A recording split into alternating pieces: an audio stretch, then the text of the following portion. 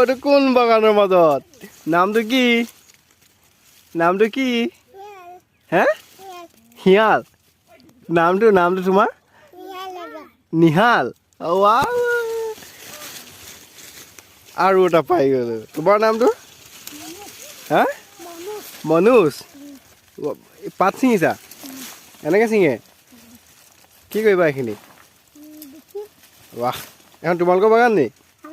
ৱাহ ইমান ডাঙৰ পোৱালিটো আকৌ ভাল লাগিছে স্কুল নাই যোৱা স্কুল